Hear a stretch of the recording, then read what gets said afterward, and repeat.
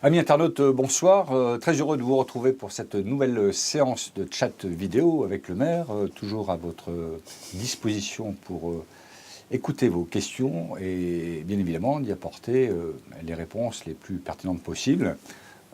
Comme il est de coutume, nous attendons, nous recevons vos questions de la journée et puis nous faisons un peu une rétrospective sur les questions qui n'ont pas pu être posées au cours de la séance précédente. Donc voilà, la liste est en train de s'allonger, donc sans plus attendre.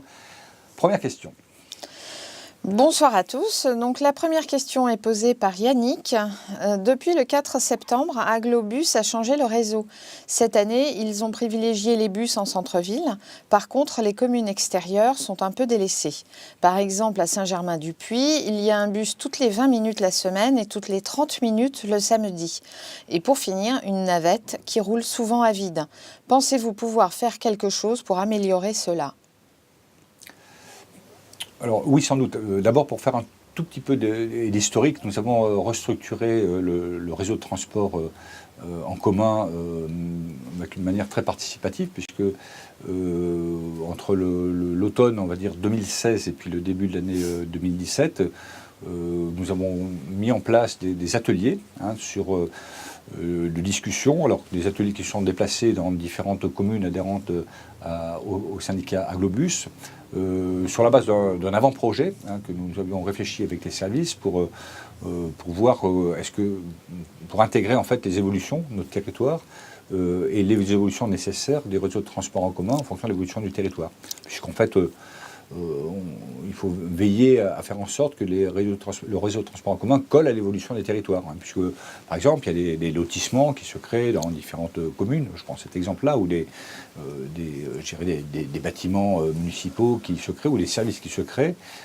Et finalement, avec le temps, il faut absolument veiller à ce que les transports en commun suivent cette évolution, de manière à ce que le service public que nous devons à travers ce syndicat puisse répondre à l'attente des usagers. Donc c'est la raison pour laquelle nous avons mis en place ces ateliers de concertation sur cet avant-projet.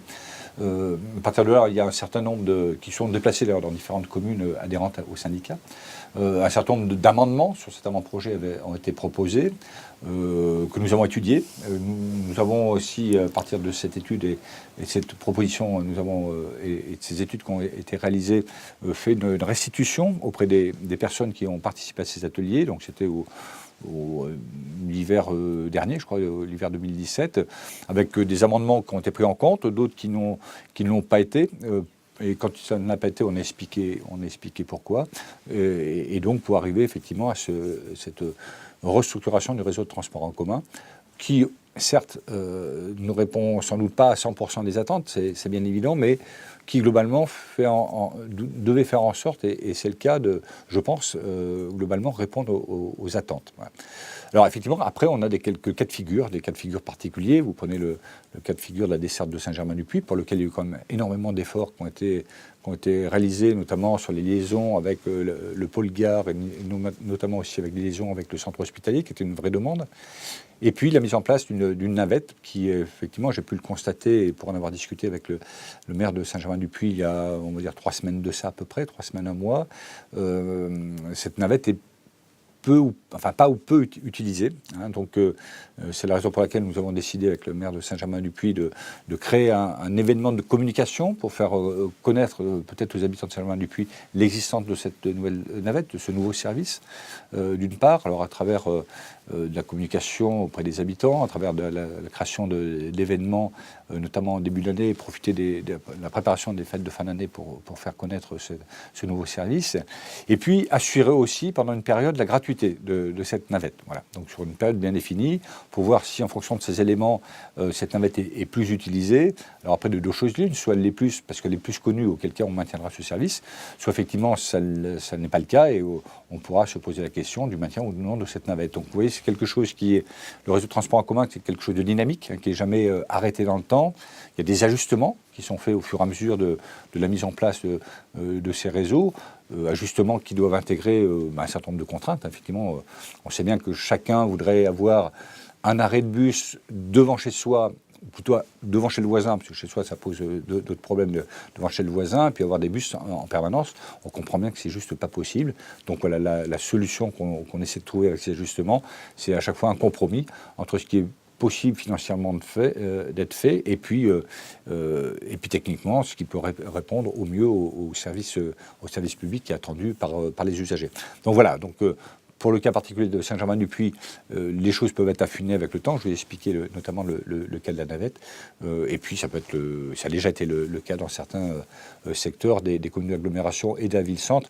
Mais prenez bien en compte qu'on ne souhaite pas forcément favoriser que le transport en commun auprès de la ville-centre, mais qu'on a bien travaillé avec l'ensemble des communes adhérentes pour arriver adhérentes au syndicat pour arriver à trouver quelque chose qui répond au mieux à l'attente des usagers ou des non-usagers qui peuvent justement prétendre utiliser ces bus urbains dès lors qu'ils en ont la connaissance et qu'ils y voient un intérêt. Une question de la session précédente, elle est posée par Thomas qui souhaite savoir s'il ne serait pas mieux d'implanter plusieurs ronds-points au lieu de tous ces feux qui bloquent la circulation. On se croirait sur le périph' parisien. Sur le périph' parisien, pour le connaître un peu, il n'y a pas souvent de feu, mais il y a peut-être des coins que je ne connais pas.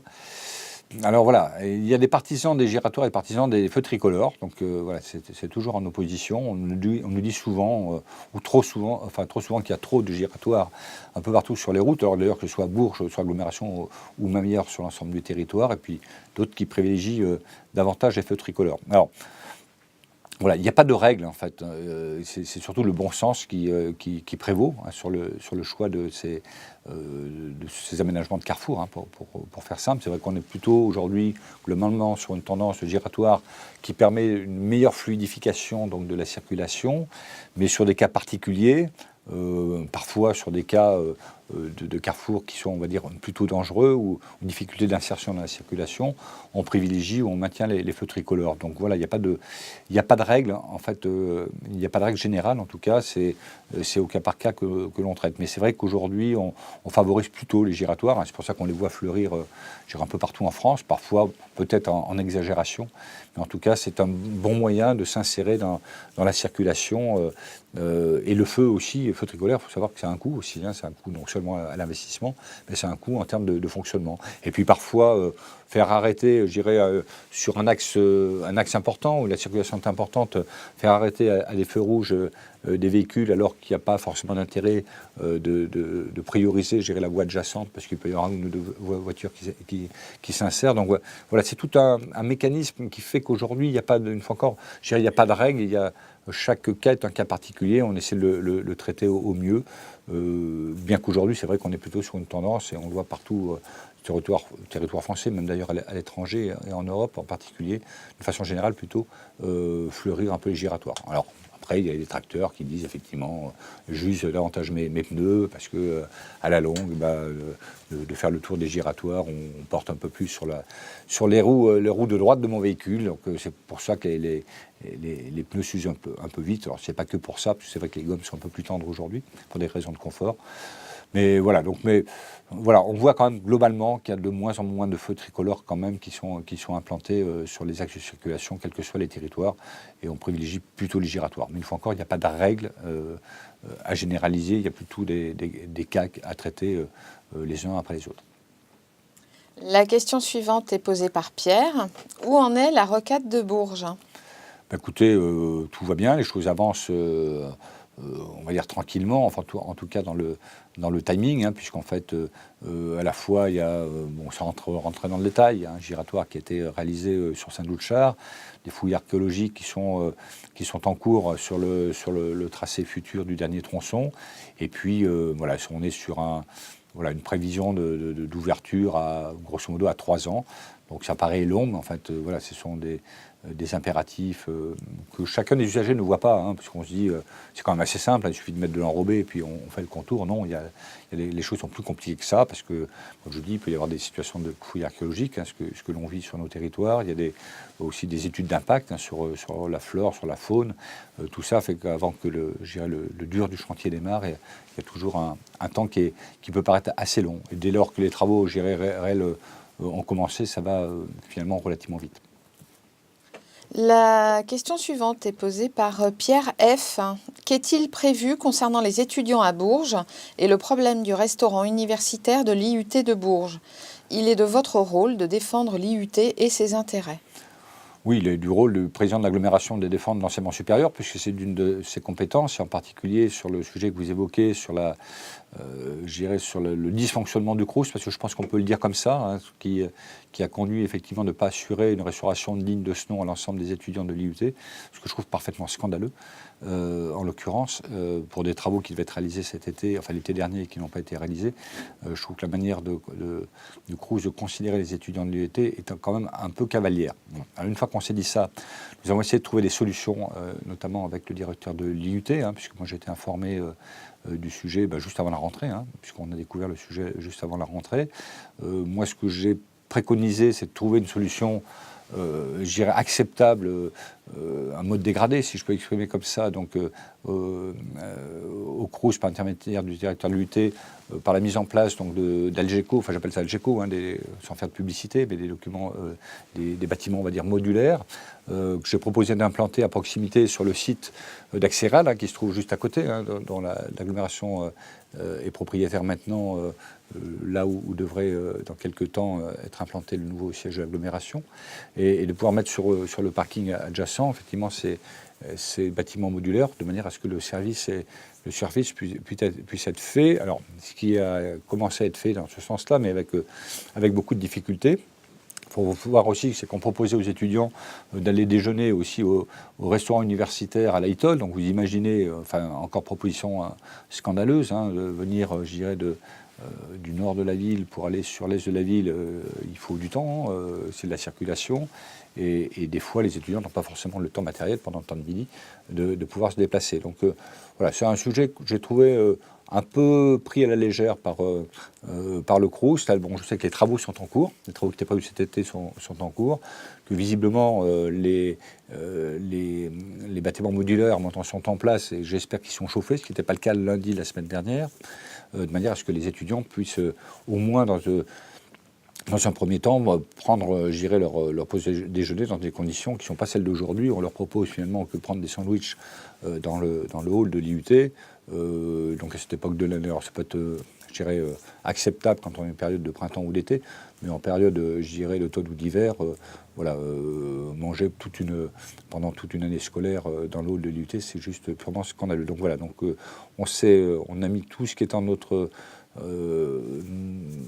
possibilités pour mettre à disposition de ce qui nous appartenait, de manière à ce que les choses se passent mieux qu'elles étaient engagées. Donc les choses ont l'air d'être plutôt en voie de résolution. Mais c'est un très mauvais coup porté à l'enseignement supérieur de Bourges parce que ça donne une mauvaise image alors que nous n'en sommes absolument pas responsables. Donc voilà, j'ai fait part de mon mécontentement, et notamment au directeur académique, hein, à qui j'ai évoqué le sujet donc samedi dernier, sur le fait que la manière était un peu cavalière de traiter des étudiants. La prochaine question, elle est posée par Michel. Afin d'éviter le stress du feu rouge, le temps du feu orange est insuffisant pour s'arrêter. Pourrait-on mettre un décompte sur les feux verts comme les feux de certains chantiers ? Alors, sur les chantiers, c'est je dirais une solution dérogatoire. Il faut savoir qu'aujourd'hui, l'Europe n'autorise pas ce qui se passe par exemple aux États-Unis, hein, qui est le phénomène aussi inverse, hein, qui permet à la fois d'annoncer quand est-ce que le feu va passer au vert avec un décompte. Ce n'est pas applicable, le règlement européen l'interdit. Alors, il n'y a pas de stress à avoir aussi à l'approche de feux tricolores. Hein, dès lors qu'on respecte les limites de vitesse, on a largement le temps de s'arrêter. Quand le feu passe à l'orange, et puis c'est pas parce que le feu passe à l'orange qu'on est systématiquement verbalisé.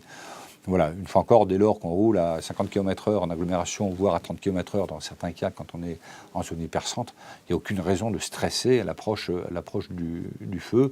Vous savez, les gens qui se font verbaliser parce qu'ils ont, entre guillemets, comme on dit, grillé un feu, je ne sais pas ce que c'est quoi, parce qu'ils roulaient vite, trop vite en tout cas, soit ils auront la volonté effectivement de ne pas s'arrêter au feu.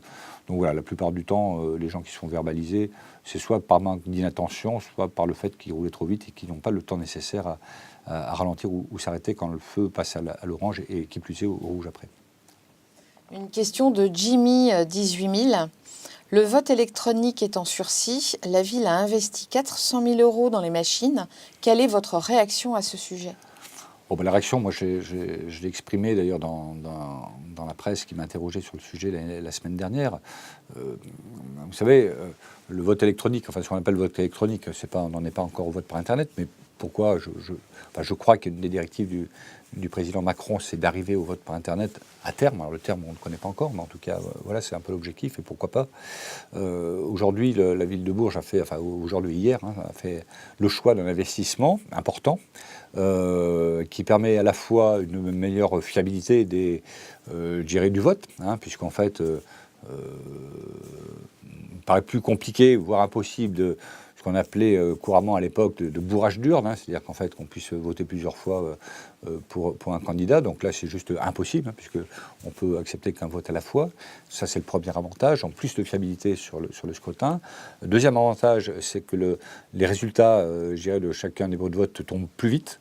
Alors, je le disais en aparté pour la presse, vous devez être satisfait parce que ça vous permet d'avoir des résultats plus rapidement, mais surtout, j'aurais tendance à dire, et surtout c'est d'autant plus vrai aujourd'hui, que ce dépouillement étant plus rapide, ça permet de réduire en fait le temps de présence des agents municipaux qui viennent le dimanche pour assister, toute la journée au déroulement du vote, mais qui doivent rester jusqu'au bout du dépouillement, et bien sûr en heure supplémentaire puisqu'on est un dimanche. Et puis comme vous savez, vu la fréquence d'élections qu'il peut y avoir en France, qui se multiplient assez fréquemment, et tout ça génère des coûts, des heures supplémentaires. Et justement, à l'époque où les gouvernements successifs et récents demandent aux collectivités de faire des efforts sur leurs coûts de fonctionnement, on ne peut pas leur demander en même temps, dès lors qu'ils ont investi de l'argent dans des matériels qui leur permettent de réduire, entre autres, leurs coûts de fonctionnement, leur demander de revenir en arrière. Donc je trouverais parfaitement scandaleux qu'on nous oblige, nous en tant que ville de Bourges, mais c'est vrai je pense pour d'autres communes qui ont fait ces investissements-là, de revenir en arrière sur des votes, on va dire, traditionnels avant de passer par une phase de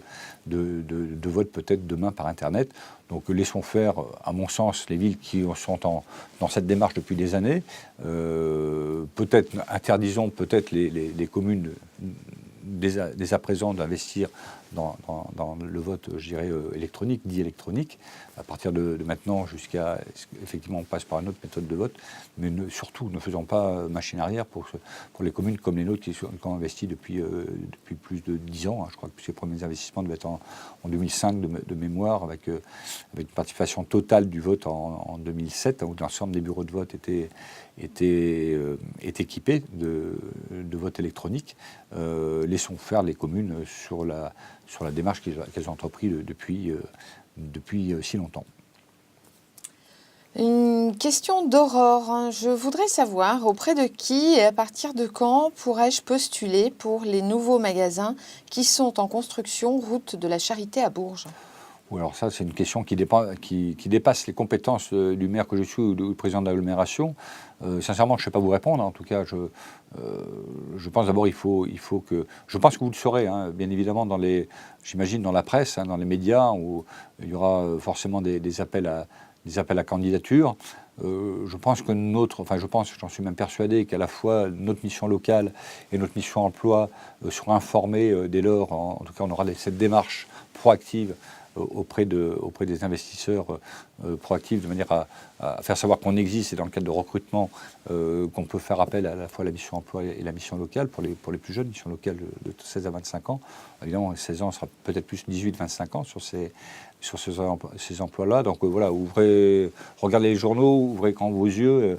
Dès lors que les enseignes apparaîtront, je pense que nous serons sollicités sur nos organisations, même Pôle emploi d'ailleurs en l'occurrence, de manière à pouvoir postuler. Mais bon, je pense que c'est pas demain matin parce que même si les travaux avancent vite, j'y suis passé il n'y a pas très longtemps, on a un petit peu de temps avant que les magasins ouvrent. Voilà, je pense que ça ouvre bien vos yeux. À partir du début de l'année prochaine, vous devriez donc avoir des informations. Mais voilà, une fois encore, nous, en tant qu'élus, et moi en tant que maire de Bourges, président de l'agglomération, j'ai pas d'informations particulières sur ces dates-là.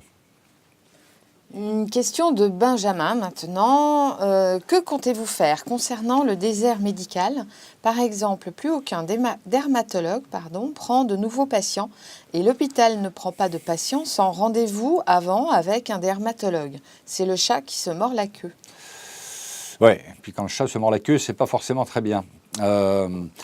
C'est un vrai sujet, c'est un vrai sujet important. Vous avez peut-être, si vous avez suivi l'actualité, nous avons reçu le doyen de la faculté de médecine de Tours, donc il y a quelques semaines, au centre hospitalier de Bourges. C'est un vrai sujet qui touche à la fois Bourges, l'agglomération, le département, pas que le nôtre, hein, notre voisin de l'Indre connaît ça aussi, et puis et beaucoup de territoires en fait en France où la problématique réside dans le fait d'une mauvaise répartition aujourd'hui des médecins sur le territoire. Alors c'est vrai qu'on a beaucoup plus de médecins sur des métropoles, sur des régions qui sont on va dire peut-être plus attractives que les nôtres, hein, d'un point de vue peut-être climatique, et qui a des vrais déficits hein, sur certains territoires français.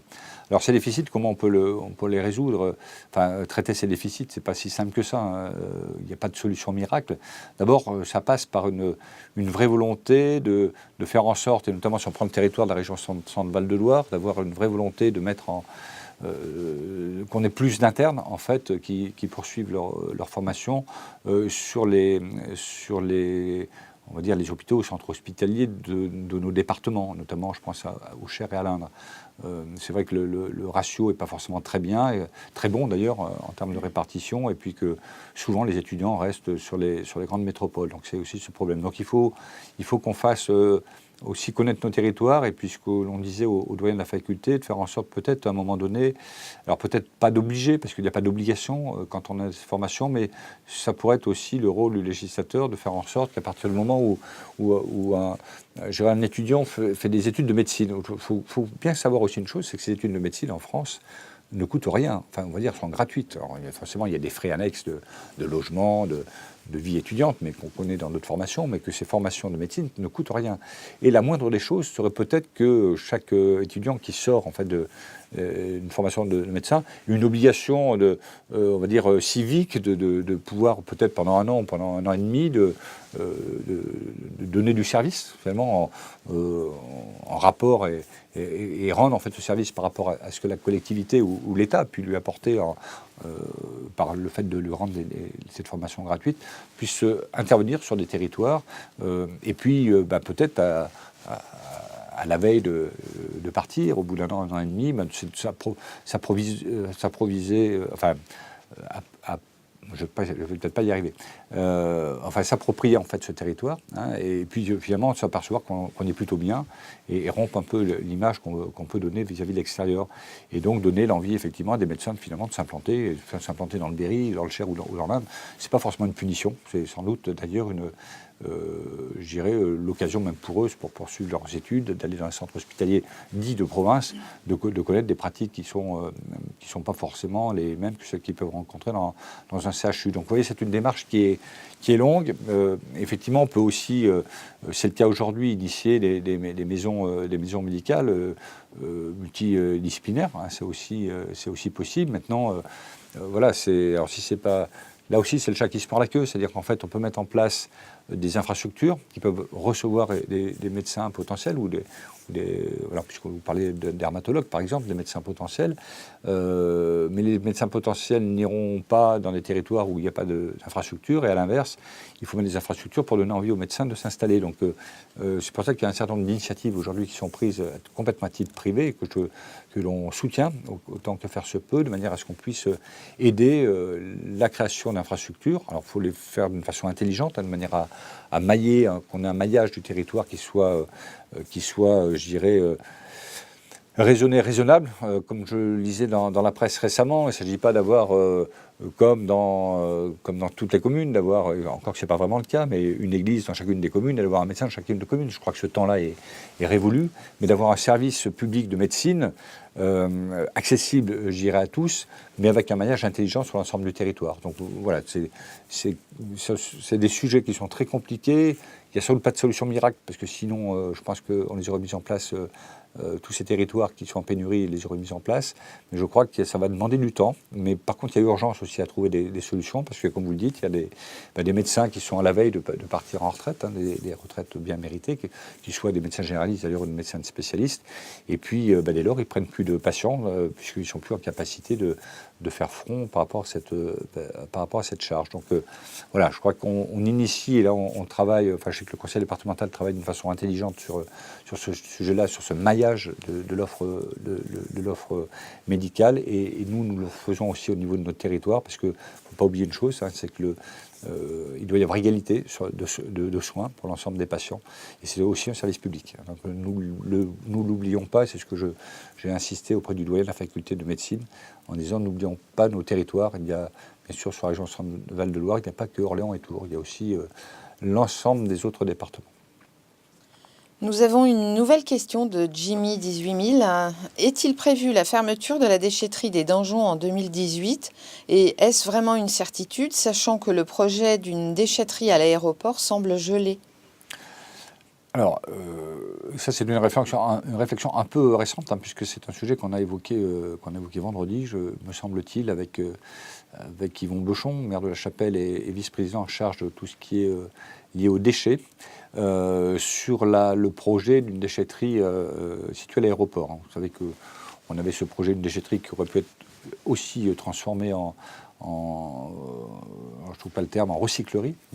Alors, ce qui nous a conduit à ça, pourquoi ? Il y a deux raisons principales. D'abord, en fait, c'est qu'aujourd'hui, la déchetterie des Dangeons est exiguë. J'étais encore ce matin, pour tout vous dire. Et c'est vrai que c'est très exigu. Deuxièmement, en termes de normes, elle ne répond plus. Elle ne répond plus aux normes qui sont imposées aujourd'hui par la DREAL. Et puis, le troisième élément, c'est dans la répartition des déchetteries. C'est vrai qu'on voit bien qu'aujourd'hui, nos déchetteries ne sont pas idéalement réparties d'une façon juste sur l'ensemble du territoire. Et nos déchetteries, voilà, elles sont plutôt concentrées sur la partie, on va dire, nord-est, en fait, ouest et nord-ouest du territoire, et on n'a pas de déchetterie sur le sud. Donc c'est pour ça que la réflexion avait été portée dans un secteur au niveau de l'aéroport. Alors ce que j'ai demandé vendredi dernier, c'était de se dire, mais est-ce qu'on est certain qu'aujourd'hui, la déchetterie des Dangeons n'est pas réhabilitable de manière à répondre à la fois un besoin de plus d'espace et à la fois de répondre effectivement aux évolutions de normes, aux normes en fait pour lesquelles la déchetterie ne répond pas. Donc voilà, c'est la raison pour laquelle on a souhaité geler ces projets-là. J'ai demandé à ce qu'il y ait des études de fait sur une réhabilitation possible de la déchetterie des Dangeons, avec une ouverture possible sur des espaces voisins, et je sais qu'il y a de la disponibilité. Et puis c'est je dirais, au résultat de cette étude qu'on se reposera la question de savoir si effectivement il ne vaut pas mieux réhabiliter complètement la déchetterie des Dangeons, ou alors vaut-il mieux effectivement développer une autre déchetterie sur l'aéroport. Donc voilà où nous en sommes. Donc pour l'instant, le dossier, on va dire, est un peu de décision est encore un peu gelé. Alors la question suivante est posée par Pierre. Qu'est-il prévu pour l'aménagement de la rue Marcel Dassault et l'avenue des Dumonnes ? Rien en particulier. Enfin, je ne sais pas si vous avez entendu parler des choses en particulier. Moi, à ma connaissance, rien de spécifique en termes de réaménagement, je dirais, important, ou de réhabilitation importante. Les réhabilitations futures importantes, ou la réhabilitation future importante qui va être portée donc, sur 2018 et 2019, c'est la réhabilitation de la rue Louis Mallet, qui a un vrai besoin sur sa partie comprise entre le boulevard de l'Avenir et la Rocade, puisqu'en fait, je sais que c'est une demande, et puis non seulement c'est une demande, mais c'est une vraie nécessité de la réhabiliter complètement. Donc voilà ce qui est prévu en termes de voirie, en travaux un peu, on va dire, importants, et bien sûr on va continuer à réhabiliter, mais je ne vais pas dire à moindre coût, refaire des enrobés sur certaines voiries, refaire des trottoirs et des bords de trottoirs et des trottoirs. Mais on va dire que ça, c'est de la maintenance, alors qui coûte cher, ceci dit, mais pas de réhabilitation de fond. Donc voilà, sur la rue Marcel Dassault et sur la rue des Dumonnes, rien de spécifique. Une question de Marlène maintenant, qui souhaite savoir si on ne pourrait pas taxer les ordures ménagères en fonction de la quantité de déchets, à défaut en fonction du nombre d'adultes, comme à Issoudun. Le coût en fonction de la taxe foncière n'incite pas au tri. Oui, alors bon, ça c'est c'est un vaste débat, un long débat qui s'est posé d'ailleurs à l'agglomération il y a encore quelques années. J'ai vu que la communauté de communes Haute-Berry avait pris cette décision, si j'ai bien vu la presse ce matin, pour effectivement avoir géré une taxation au poids. C'est un débat, parce qu'en fait, d'abord, nous, sur l'agglomération, on a effectivement dimensionné en fait, nos dimensions de conteneurs en fonction de on va dire la constitution de la famille. On a des conteneurs plus ou moins gros en fonction de la constitution de la famille. Alors, tout ça pouvant évoluer dans le temps, bien évidemment. Donc, certains qui sont passés de bac à 4 personnes à 2 parce qu'effectivement la vie évolue, et d'autres ne l'ont pas fait, mais en fait sachez que c'est une possibilité, et vice-versa. Et puis l'incitation au tri et le paiement de la taxe au poids, ça peut être délicat, ça peut être à double effet. C'est-à-dire qu'en fait, quelqu'un qui peut considérer qu'il va trop payer parce qu'il met beaucoup dans sa poubelle, parce qu'il trie peut-être pas suffisamment, aura peut-être aussi tendance à mettre ses ordures dans la poubelle du voisin. Alors c'est pareil, vous savez, les gens, dès qu'il faut payer, ils sont très astucieux. Ils arrivent toujours à trouver des combines. Et c'est pour ça que le choix, à l'époque, avait été fait par mes prédécesseurs, président de l'agglomération, sur le fait de ne pas avoir ces taxes incitatives au poids. Ou alors le fait de... Après, l'autre solution, c'est de dire, comme je ne veux pas charger ma poubelle, ma poubelle, je la mets dans un fossé à côté. Comme ça, je ne serai pas pénalisé. Donc voilà, c'est des vrais sujets qui ne sont pas si simples que ça à traiter. Alors, je ne veux pas dire que la politique qui a été choisie par mes prédécesseurs jusqu'à présent est définitive. On ne peut pas revenir dessus. Mais je sais que ça fait l'objet de grands débats il y a quelques années. Alors, la question suivante est posée par Gabin. Au lieu de plusieurs systèmes individuels pour retirer le calcaire de l'eau, les nitrates et autres éléments nocifs via des adoucisseurs, est-ce qu'il peut être envisageable, réalisable, d'installer un système similaire directement avant la distribution, avec une répercussion partielle sur le prix du mètre cube, bien sûr? Alors, ce qui est mis en place aujourd'hui, c'est pas ces systèmes-là, c'est beaucoup plus simple, même si ça nécessitait beaucoup d'investissement. Bon, d'abord, une chose qui est claire, c'est qu'aujourd'hui, la qualité de l'eau du robinet à Bourges et sur l'agglomération est très bonne. Vous n'hésitez pas à boire de l'eau du robinet. Elle sera d'ailleurs même sans doute bien meilleure que ce que vous pouvez trouver en bouteille. Et puis, si vous prenez de l'eau du robinet, ça vous évitera de mettre des bouteilles en plastique à la poubelle. Et donc, je reviens sur le traitement des déchets de la question précédente. Voilà. Vous voyez, tout est lié. Donc, l'eau est tout à fait de bonne qualité et le taux de nitrate est bien inférieur à la norme.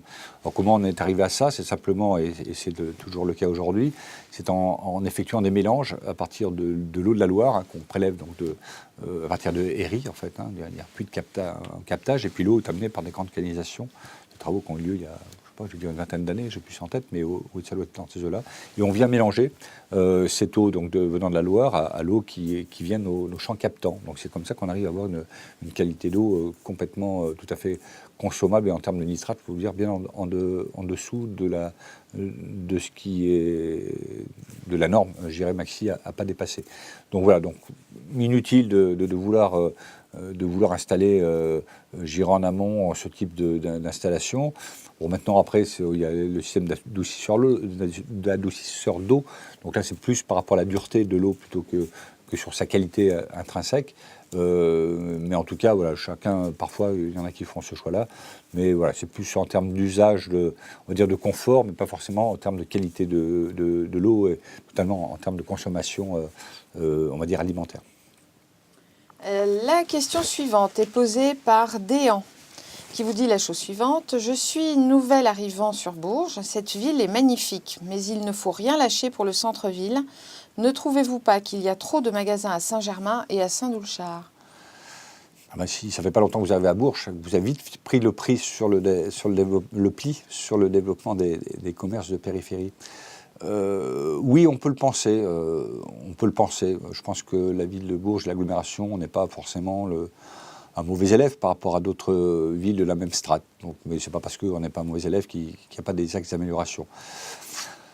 Vous savez, l'implantation aussi de magasins, on va dire, sur la périphérie de Bourges, se fait, je dirais, par la volonté, d'investisseurs privés, mettre en place de ces besoins, cette offre peut correspondre à un besoin. Hein.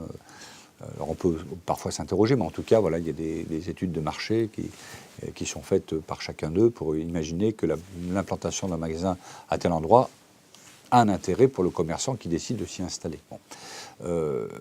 C'est vrai que je pense qu'on est arrivé à un moment où le fait de la multiplication, la multiplicité de commerces de périphérie a peut-être influencé ou influé en fait sur la désertification commerciale de centre-ville. Je ne pense pas, très sincèrement, je suis à peu près convaincu que ce n'est pas la seule cause. On fait forcément partie, mais pas forcément la seule cause. Il faut savoir analyser pourquoi aujourd'hui les commerces de centre-ville souffrent. Ils souffrent à Bourges comme aussi dans l'ensemble des villes de la même strate, malheureusement, et je pense qu'il n'y a pas forcément de solution miracle. Alors j'entends ici et là des solutions à mettre en place. Alors, on met souvent, vous savez, dans toute organisation, souvent de solutions avant d'analyser les causes. Alors, je pense qu'il faut voir les choses à l'envers, hein, c'est-à-dire quelles sont les causes, qu'est-ce qui fait qu'aujourd'hui les commerces de centre-ville souffrent. Moi, j'en ai pas, sincèrement, je n'ai pas de raison particulière. Alors, on me met en avant le manque de stationnement en centre-ville, le fait que le stationnement soit payant, le stationnement soit trop cher, enfin, un certain nombre d'éléments. Le fait de commerce de périphérie, qui font que les gens n'ont pas envie et restent en périphérie. Bon, on peut trouver des tas de raisons, mais je pense qu'il faut vraiment analyser les causes. Et la vraie analyse de cause est la suivante, c'est d'interroger en fait le client. Parce qu'en fait, c'est lui qui fait son choix à un moment donné. Pourquoi je vais acheter ma paire de chaussures à les routes de la Charité dans le magasin? Bon, je ne vais pas donner de nom parce que je ne veux pas faire de publicité. Pourquoi, Madame Durand, vous achetez votre paire de chaussures à cet endroit-là? Là, c'est interrogeant, Madame Durand. Est-ce que c'est parce qu'il y a du parking gratuit? Est-ce que c'est parce que les prix sont moins chers? Est-ce que c'est parce que par rapport où habite Madame Durand, c'est plus proche? Il y a sans doute des tas de raisons. Et puis M. Dupont, qui est en centre-ville, qui vient d'acheter une paire de chaussures dans le magasin qui se trouve rue Mirbeau. Voilà, je ne citerai pas de nom. Bah, pourquoi, M. Dupont, vous achetez votre paire de chaussures en centre-ville? Bah, parce que j'habite en centre-ville, c'est plus proche de chez moi, parce que j'ai une meilleure qualité, parce que j'ai peut-être un meilleur conseil, parce que je ne sais pas quelles sont les raisons. Donc il faut vraiment analyser les choix. Et le choix, c'est le client qui le fait. D'abord, je pense que si le commerce souffre aujourd'hui, de façon générale, d'ailleurs que ce soit en centre-ville ou d'ailleurs même en périphérie, parce que notez bien qu'il y a aussi souffrance sur l'ensemble des secteurs commerciaux aussi en périphérie, je pense qu'il y a une raison qui me paraît évidente, c'est le pouvoir d'achat qui est diminué. Plus on a d'argent, plus on a les chances de dépenser. Moins on en a, moins on a les chances de dépenser. Donc ça, c'est, à mon sens, ça fait partie aussi une des causes. Alors, voilà. Après, deuxième élément que je voulais aussi évoquer à travers ce chat, c'est qu'en fait, beaucoup d'élus, maires ou présidents d'agglomération ont imaginé à un moment donné que le législateur allait prendre, une décision, en fait, donc proposer des lois justement pour réguler en fait ces déploiements de commerce de périphérie. Et puis finalement, on s'aperçoit que c'est pas le cas. Donc c'est pour ça que moi, après avoir réfléchi à la question, après on va dire avoir mis en place les états généraux du commerce il y a quelques mois, j'ai décidé de prendre un moratoire sur le périmètre de la ville de Bourges pour interdire le déploiement d'autres commerces sur la période au moins là jusqu'à la fin de ce mandat, justement pour que ça nous permette de travailler avec les acteurs du commerce, que ce soit les commerçants pour en parler, que ce soit les clients, que ce soit la Chambre de commerce et industrie, que ce soit la Chambre des métiers et de l'artisanat et tous ces acteurs qui gravitent autour des commerces, de réfléchir à quelles sont les causes justement de la désertification commerciale de centre-ville et puis quelles sont les solutions qu'on peut mettre en place pour pouvoir y remédier tout ou partie. Bon voilà, donc je ne sais pas, j'étais un peu long sur ma réponse, mais je pense que c'était important de resituer ma réponse dans le contexte. Alors la question suivante est une question de la session précédente, elle est posée par Songul. Que prévoyez-vous pour notre école Paul Arnaud qui manque de matériel comme des garages à vélo et vidéoprojecteurs dans les classes alors que d'autres écoles en sont déjà équipées? Oui, vous savez, ce discours, moi j'entends, à chaque fois que je rencontre un directeur dans une école ou je me déplace dans une école, on me dit la même chose. C'est comme quand on se déplace dans un quartier. C'est là où on va qu'on a l'école ou le quartier le plus mal loti. C'est normal. On prêche pour sa paroisse à chaque fois. Voilà. Nous, en tout cas, on se réfère d'abord au conseil d'école, qui est quand même aujourd'hui un élément majeur de retour d'information par rapport aux collectivités. Dès lors qu'il y a des aménagements à réaliser, notamment sur les bâtiments, ou sur l'aménagement, comme vous parlez de parking à vélo. C'est des choses qui doivent être remontées au niveau de la direction enseignement et loisirs éducatifs et remontées à l'élu qui a cette délégation-là. Et en l'occurrence, pour l'enseignement, il s'agit de Mme Marcella Michel. Après, évidemment, par rapport à toutes ces demandes, on essaie de prioriser. C'est-à-dire, on ne peut pas tout faire. Bien sûr, tout le monde va avoir l'école d'idéal. Donc, on essaie régulièrement de répondre, de faire ce peu en fonction de notre capacité budgétaire. Après, quant au matériel informatique, puisque vous parlez de vidéoprojecteurs et puis de tablettes, enfin tous les outils qui sont développés dans les écoles. Donc ça, on a un plan pluriannuel qui nous permet de doter en fait les écoles d'une façon progressive de ce type d'appareil. Donc, sans doute, alors vous le dites, vous avez sans doute raison, je n'ai pas la connaissance parfaite dans le détail de l'école Paul Arnaud, qui n'est peut-être pas équipée, mais ça peut faire partie effectivement des plans d'investissement qui sont prévus déjà dès 2018. Donc, c'est quelque chose que l'on suit régulièrement. Moi, j'ai souhaité en tout cas que toute école soit traitée de la même façon, une façon égalitaire, une façon intelligente. Ce n'est pas peine d'équiper une école parfaitement en outils informatiques si, dès lors que, par exemple, notamment sur l'usage Internet, dès lors qu'aujourd'hui on n'a pas la capacité de recevoir Internet en haut débit. Donc il faut être aussi un peu intelligent, quoi. Le jour où il y a la fibre à proximité, là il y a intérêt à équiper un peu plus l'école. Oui, c'est cet exemple-là. Il faut qu'on soit juste et puis il faut qu'on soit très pragmatique par rapport à la réalisation. Et puis il y a l'utilisation après d'outils informatiques là, qui en réfère, je dirais, aux enseignants. Et c'est aussi à l'enseignant de faire des demandes, d'expliquer, d'être convaincant pour pouvoir qu'on puisse équiper. Et dès lors qu'on n'a pas ces informations-là, et notamment des conseils d'école, c'est sûr qu'on mettra pas en priorité telle ou telle école. Mais la volonté, en tout cas, c'est d'être parfaitement égalitaire et juste entre toutes les écoles. Une question de Lorraine maintenant, question courte. Qu'en est-il de l'arrivée du TGV à Bourges ? Alors, c'est pas demain matin. Voilà. Je lisais d'ailleurs un article ce matin dans la presse locale qui montrait notamment la rencontre du président de l'association TGV Grand Centre Auvergne, Rémy Pointreau, avec la présidente de la région parisienne, je ne sais plus comment elle s'appelle, le Grand Paris, Valérie Pécresse, qui est plutôt favorable effectivement à la mise en place de ce projet. Alors c'est un projet qui a un peu tardé. Je ne connais pas précisément la volonté du président de la République sur ce sujet-là, mais j'ai cru comprendre qu'en début de mandat, il voulait plutôt mettre une pause sur le développement du TGV sur le territoire français. Alors faire une pause, ça ne veut pas dire oublier tous les projets. En tout cas, sachez que l'association TGV Grand Centre, dont je fais partie du conseil d'administration, se bat et qu'aujourd'hui il y a une étude contradictoire qui a été faite entre les deux projets, avec les deux tracé médian, tracé ouest, pour démontrer ou pas d'ailleurs que le tracé ouest n'est pas forcément plus cher que le tracé médian, comme a pu l'avancer à un moment donné les représentants de RFF, puisqu'il y avait un certain nombre d'éléments qui avaient été oubliés. Donc il y a un cahier des charges qui vient d'être finalisé, validé par le préfet de région qui est en charge donc, ce projet-là et qui va permettre effectivement cette consultation pour qu'on puisse comparer les deux tracés. Donc ça va demander encore un peu de temps.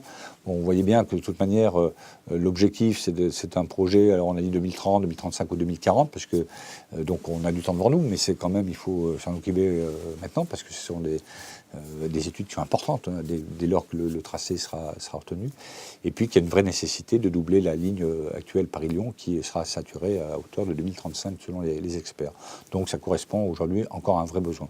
Donc voilà, je ne suis pas du tout inquiet sur ce projet-là, mais en tout cas, il faut être patient. C'est des projets qui demandent du temps, notamment pour convaincre l'ensemble des acteurs. La prochaine question est posée par François. La France vient d'obtenir la Coupe du Monde de rugby en 2023. Le dernier congrès de la FFR a eu lieu à Bourges en juin. Croyez-vous que nous pourrions avoir une équipe à Bourges ? Un match, non. Une équipe en préparation, pourquoi pas.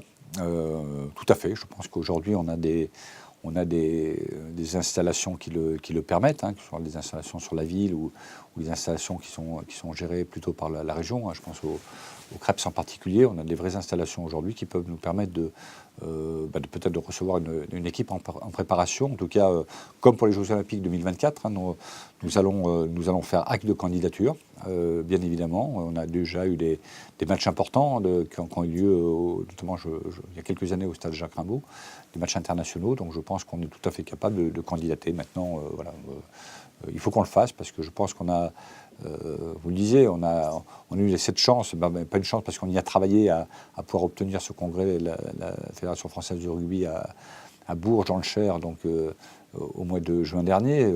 C'était, on va dire, juste exceptionnel parce que, avec tout le respect que j'ai pour les rugbymen locaux, on n'est quand même pas une terre de rugby par rapport à d'autres. Donc il n'y a aucune raison qu'on ne puisse pas recevoir une équipe internationale en préparation à Bourges et dans le Cher. Donc en tout cas, on fera le nécessaire pour... et je ferai personnellement le nécessaire auprès du président de la Fédération française du rugby, qui n'est pas le seul à décider, mais pour faire entendre notre voix rugbystique locale. La question suivante est posée par Myriam. La ville a-t-elle choisi si les rythmes scolaires repasseront à 4 jours à la rentrée 2018 ou bien resteront-ils à 4 jours et demi? Les familles seront-elles consultées? Oui. Je dis oui, les familles seront consultées. Je réponds à la dernière question. Non, la ville n'a pas fait n'a pas pris cette décision-là, même si aujourd'hui, j'aurais tendance à dire qu'avec mon adjointe, on est plutôt favorable à rester sur 4 jours et demi. Hein, parce que je pense qu'il y en a aussi un peu marre de changer tous les 4 matins, enfin tous les ans, de rythme. Mais je pense que les familles finissent par s'organiser. Donc, dès lors qu'il y a des nouvelles possibilités, d'en changer sans arrêt, ça finit par être un peu pénalisant. Mais en tout cas, la décision qu'on a prise, c'est de consulter. Alors, c'est de consulter d'abord les conseils d'école, parce que, comme je disais tout à l'heure dans la question précédente, ce sont, je dirais, des instances qui sont reconnues et qui peuvent répondre à ce type de questions, parce que moi, je ne veux pas que ce soit une décision unilatérale. Donc, il peut y avoir une décision, on va dire une consultation auprès des représentants des parents d'élèves, je les appelle comme ça, des directeurs et des enseignants, ça me paraît la moindre des choses. Évidemment, il n'y aura jamais une unanimité, donc on fera forcément des déçus quand on décidera.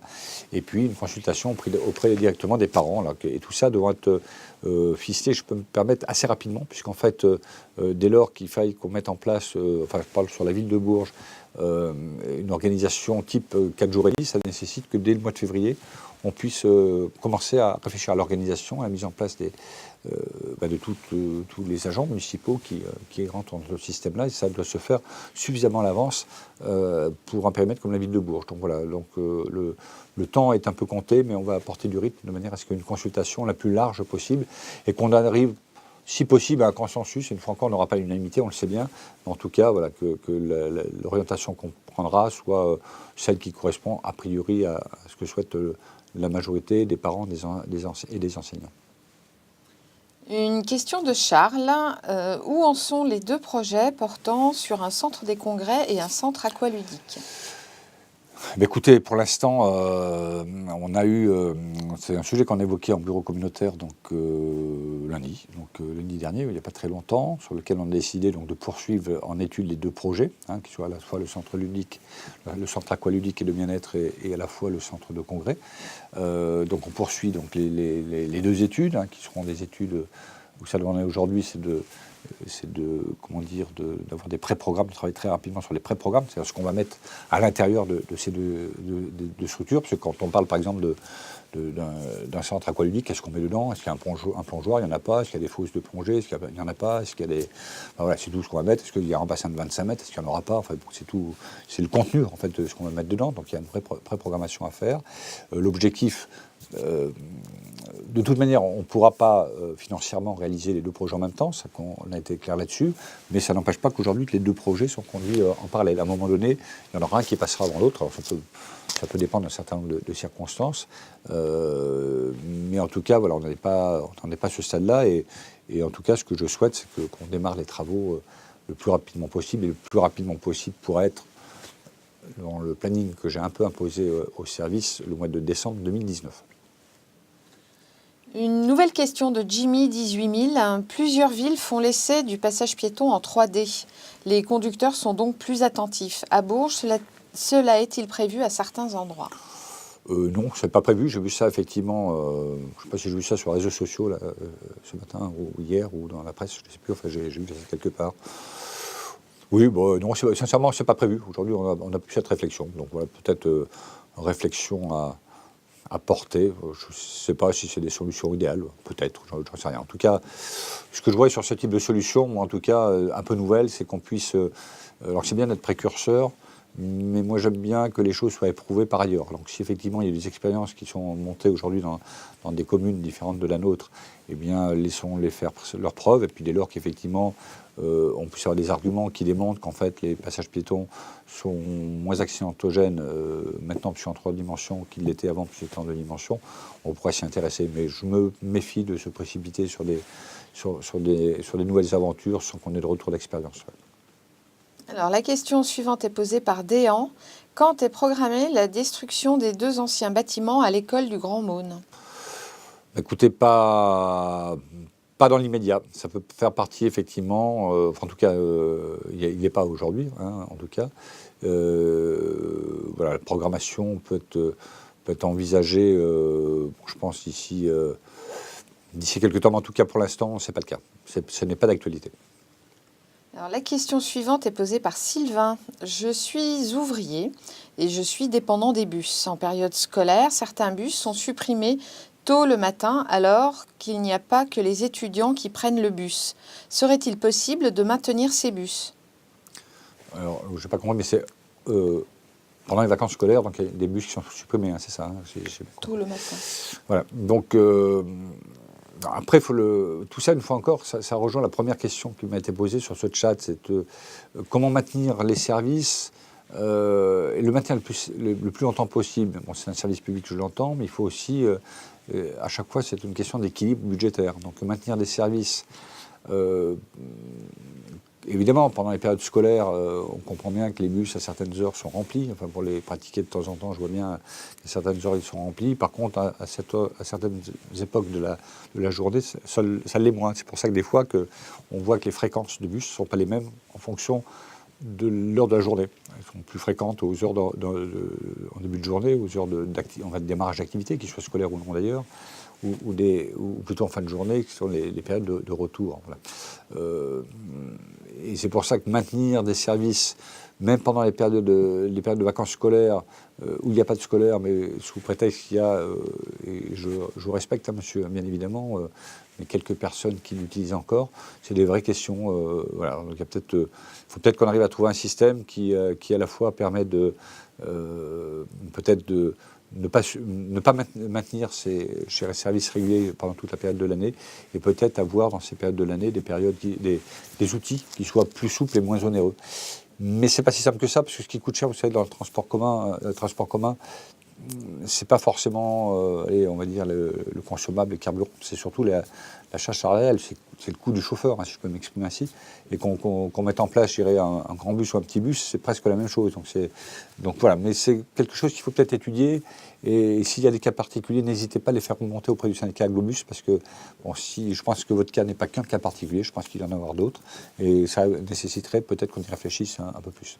Je voulais simplement dire qu'on a fait un gros effort avec le syndicat Aglobus sur la desserte, notamment des zones d'activité, de toutes celles qui sont à proximité de l'autoroute, hein, qui sont développées, hein, que ce soit la ZAC du Moutet ou la ZAC de la Voie Romaine, et la zone de Beaulieu, puisqu'en fait, c'était un manque de desserte, et donc là, nous avons mis notamment un système à la demande, qui est encore pas très connu d'ailleurs des entreprises. Donc j'ai demandé à Globus de communiquer auprès des chefs d'entreprise de manière à faire connaître ce service, parce que c'était un vrai manque. Et donc on essaie de combler ce manque. Et là, c'était aussi le fruit de ce que j'ai indiqué au début de ce chat, des réflexions en atelier qui ont eu lieu fin 2016, début 2017, sur la restructuration des bus. Hein. C'était un point manquant donc, que l'on a rajouté. Une nouvelle question de la session précédente posée par Thomas. Que pensez-vous des bouchons pendant les heures de pointe alors que nous ne sommes qu'à Bourges? Quelles améliorations pourriez-vous faire? Moi, je ne conçois pas en échange direct, parce que j'aimerais poser une question, c'est quoi un bouchon en fait? Alors si un bouchon, c'est d'attendre entre 3 et 5 minutes un feu rouge, oui, c'est un vrai bouchon, à Bourges. Dès lors qu'on est dans une ville un peu plus importante, quand vous attendez 20 minutes ou demi-heure, ça commence à être un bouchon. Donc je crois qu'il faut quand même relativiser. Alors je ne vois pas vraiment à quel endroit, alors sauf peut-être en période de travaux, hein, qui peut arriver, on a des périodes, on a des secteurs où entre entre guillemets, on bouchonne, mais voilà, je circule suffisamment dans la ville pour ne pas voir, et notamment en voiture, peut-être à tort, mais en tout cas en voiture, pour ne pas voir des périodes de bouchons. Alors c'est vrai qu'il arrive que, allez, sur le coup de 17h, 17h30 ou 18h, quand vous vous trouvez rue de Sarrebourg et vous revenez sur la place du 8 mai, bah oui, il y a un peu plus de voitures au feu de la place des Marronniers. Mais bon, quand vous avez attendu 5 minutes, c'est vraiment que vous n'avez pas de chance, quoi. Donc voilà, je pense qu'il faut être raisonnable. Je pense que la circulation à Bourges est très fluide. Il faut savoir relativiser. D'ailleurs, si ce n'était pas si fluide que ça, les gens utiliseraient peut-être davantage les transports en commun. Donc voilà, je ne crois pas que, sincèrement, je n'ai pas connaissance de bouchons à proprement parler à Bourges. Je crois qu'on n'en est pas là. Il faut relativiser par rapport à ce qui se passe ailleurs. Je ne parle pas forcément que de Paris, hein, parce qu'on réfère toujours Paris à notre capitale, mais même sans aller jusque-là. Hein, vous savez, à Tours, à Orléans, ça circule quand même beaucoup moins bien qu'à Bourges. On n'est pas encore sur des immenses métropoles. Donc voilà, je crois qu'aujourd'hui, voilà, c'est vrai qu'on perd patience, on va aller vite, mais dès lors qu'on attend 3-4 minutes à un feu, on trouve ça très long. Mais bon, je pense qu'on ne bouchonne pas à Bourges. Une question de Fanny. Comptez-vous créer de nouvelles crèches dans la ville? Non. La réponse est non, parce qu'il n'y a pas de besoin. Alors, globalement, il n'y a pas de besoin. Donc, vous saviez qu'on avait un projet qui était rue Émile Martin, d'ailleurs, hein, un projet de création de crèche. Et puis, pour en avoir discuté avec les professionnels aujourd'hui, alors que ce soit notamment le CCS, hein, qui gère en fait l'ensemble des crèches de la ville de Bourges, que ce soit les grands, on va dire, pourvoyeurs d'emploi, hein, que ce sont les conseils départementaux, le centre hospitalier ou les grosses administrations, que ce soit grandes entreprises, il n'y a pas de besoin. Aujourd'hui, il n'y a pas de besoin supplémentaire. Aujourd'hui, il n'y a pas de liste d'attente importante dans les crèches de la ville de Bourges, dès lors qu'un parent ne soit pas exigeant en disant voilà, je veux absolument être dans cette crèche alors que j'habite à l'autre bout de la ville.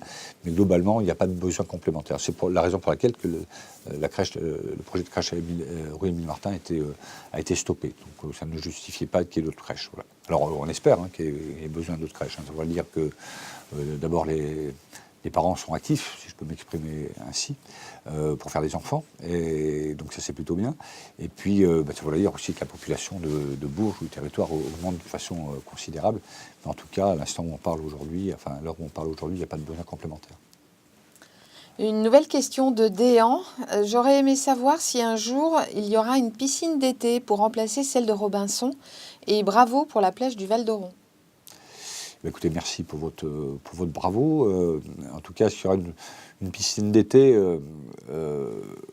oui, on va dire que le centre aqualudique dont on parlait tout à l'heure va répondre. Alors, une fois encore, faut-il qu'on ait défini le périmètre, hein, le pré-programme.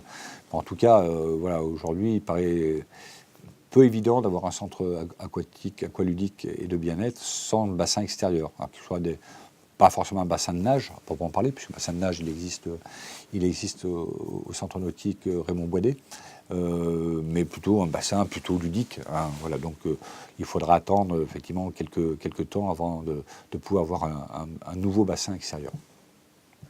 La question suivante est posée par Rodolphe. J'ai un commerce dans Bourges et j'ai fait plusieurs demandes pour un arrêt minute devant ma boulangerie, mais aucune n'a abouti.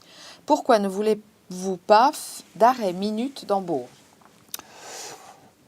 Ça, c'est une question que Sabine connaît parfaitement. Parce que c'est comment on gère un arrêt minute. Hein, c'est toute la question. C'est-à-dire, voilà, un arrêt minute n'a de sens que si on contrôle cet arrêt. Parce que si c'est pour mettre en place une zone de stationnement en mettant un arrêt minute et puis quelqu'un s'y gare et il reste indéfiniment dessus, ça ne devient plus un arrêt minute parce que c'est un véhicule tampon.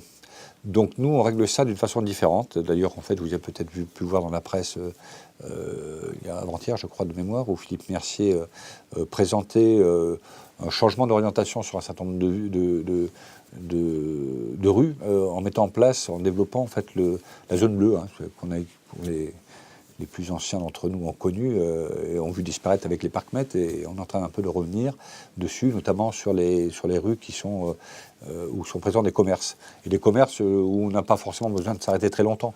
C'est quoi un arrêt minute, hein? Alors, je ne vais pas faire de publicité pour le tabac, mais c'est un bureau de tabac, c'est un boulanger, c'est un pâtissier, ou c'est un boucher, où finalement on s'arrête 5-10 minutes pour aller chercher son pain, sa baguette, son paquet de cigarettes, son journal ou une tranche de jambon. Et donc ça peut être géré justement par la zone bleue plutôt que des arrêts minutes qu'on ne saura pas gérer en tant que tel. Donc si c'est pour mettre un agent municipal au pied d'un arrêt, à chaque arrêt minute avec une montre pour vérifier qu'on s'est arrêté bien une minute et verbalise après, ça n'a pas de sens. On préfère utiliser ce qui est d'une façon plus générale, ce qui existe déjà ou ce qui existait et le remettre un peu en place avec le phénomène de zone bleue, et ça, à mon sens, ça doit répondre. Alors, la dernière question qui est posée par Jean. Nous avons beaucoup d'athlètes dans le Cher et à Bourges, en particulier, dont certains de très haut niveau. Serait-il envisageable de refaire la piste d'athlétisme à Depège ou créer une nouvelle piste au sein de l'agglomération comme il en existe à Châteauroux ? On est en réflexion sur la réflexion. C'est pas facile à dire. Réflexion sur la réflexion de la piste de l'athlétisme du stade Alfred Depège, tout à fait, qui est dégradée, qui a été refaite il y a quand même pas mal d'années, mais aujourd'hui qui est dans un état effectivement de dégradation importante. Donc je sais que Nathalie Bonnefoy, adjointe au sport, qui est en train de préparer son budget d'investissement pour 2018 a envisagé de mettre une ligne budgétaire sur ce sujet-là. Mais enfin, bon, tout n'est pas arrêté puisqu'on est encore en discussion. Mais en tout cas, voilà, c'est quelque chose dont Nathalie Bonnefoy a pris en compte. Maintenant, il faut qu'on rentre effectivement à chaque fois dans des budgets et la priorisation des budgets d'investissement. En tout cas, voilà, je confirme que la piste d'athlétisme de l'Alfred Depège n'est pas en bon état et elle mériterait d'être faite, d'autant plus qu'on doit pouvoir bénéficier d'un certain nombre de subventions et d'aides, notamment au niveau du FNDS. Autre question. Alors, la prochaine question peut être posée par Kevin ou Laurent. La question de Laurent: que construisent-ils rue Émile Martin pour l'instant? Ils salissent tout ce que vous avez fait. Oh là. Les bougres. Ils salissent tout ce qu'on a fait. Écoutez, je ne sais pas ce qu'ils sont en train de salir. Je vais y passer tout à l'heure, d'ailleurs. Je vais voir ce qu'ils salissent. Sincèrement, je ne sais pas. Je sais que la rue a été refaite. On a fait tous les réseaux secs et humides, comme on dit. Refait l'enrobé. On a dû faire du marquage. Je ne sais pas si c'est en cours ou pas, du marquage à cheval sur le trottoir. En fait. Donc, je ne sais pas si c'est réalisé ou c'est en cours. C'est ce qui reste à faire. Donc, je ne vois pas qui a sali et qui sont ces bigres et ces voyous qui salissent la rue Émile Martin. Je vais y passer tout à l'heure pour voir exactement ce qu'il en est. Voilà, ça c'est la question de Laurent. Et Kevin? Alors la question de Kevin, une question plus large. Quels sont les grands projets de l'année 2018 ? Pour la commune de Bourges, j'imagine. Écoutez, ils sont nombreux. Ils sont nombreux. Voilà.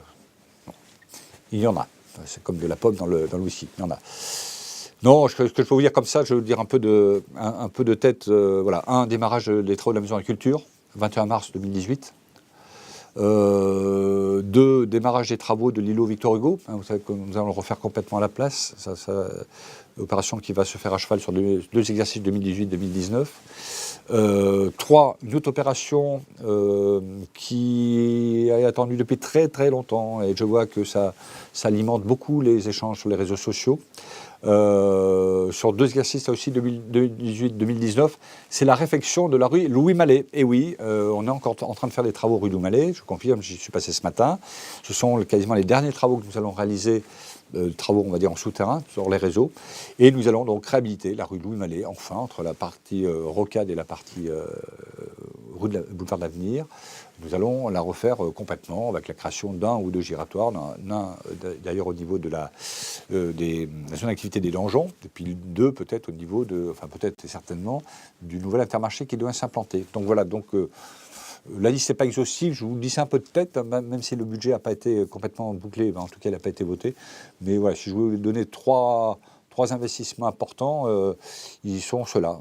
L'îlot Victor Hugo, la rue Louis Mallet et le démarrage des travaux de la Maison de la Culture. Voilà, on arrive à la fin de cette session. Je suis d'abord très heureux d'avoir passé ce moment avec vous, comme à chaque fois. Il reste encore une séance, puisque je vous donne rendez-vous le mercredi 20 décembre à 19h.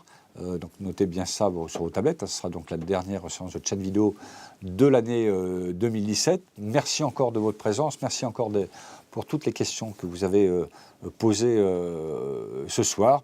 J'espère y avoir répondu avec le plus de précision possible. Et puis en attendant de vous retrouver le 20 décembre, je vous souhaite une très bonne soirée. À très bientôt.